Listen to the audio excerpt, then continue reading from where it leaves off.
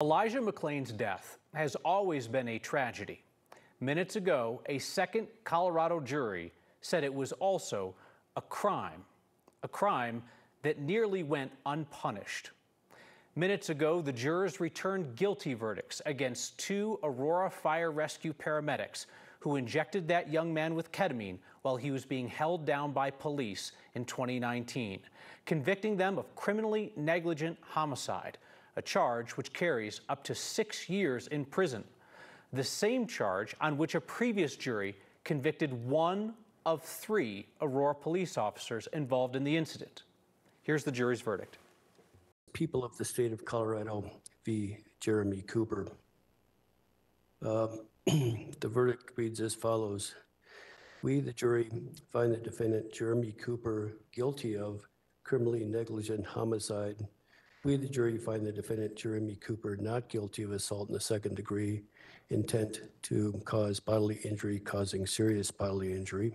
We, the jury, find the defendant Jeremy Cooper not guilty of assault in the second degree, unlawful administration of drugs. We, the jury, find the defendant Peter Cichuniec guilty of criminally negligent homicide.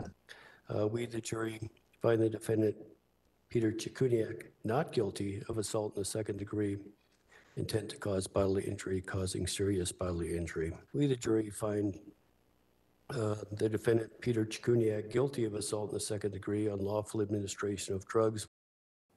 That was moments ago in a courtroom in Aurora. This is the final of 3 trials for the 2019 death of Elijah McClain.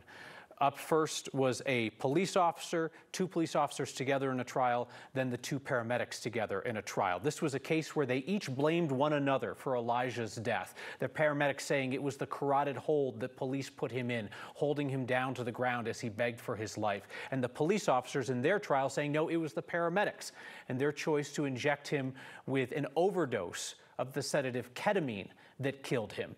And in the end, different juries found both one of the officers and both of the paramedics criminally responsible for Elijah's death. Prior to the verdict coming in tonight, Elijah's mother, McClain, who's been in the courtroom for much of the trial, issued a statement with her feelings.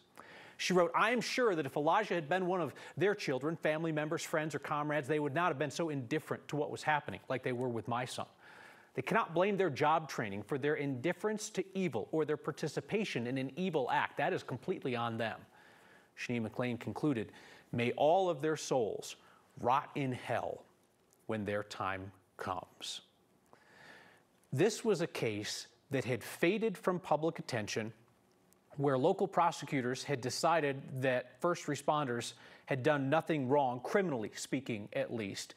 And then the 2020 social justice protests brought Elijah McClain's name and face back to the forefront, became a national headline.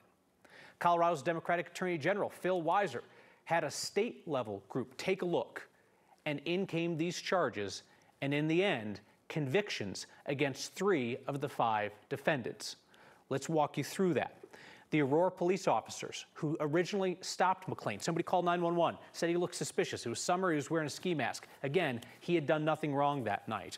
Randy Redeema, Jason Rosenblatt, Nathan Woodyard. In those cases, Redeema was found guilty of criminally negligent homicide, same charge as the paramedics were found guilty of tonight, as well as a charge of third-degree assault. He will be sentenced in January. And the other 2, Woodyard and Rosenblatt, were acquitted by the jury. And then tonight, the 2 on the right, Cooper, Cichuniec, convicted by the jury in Aurora.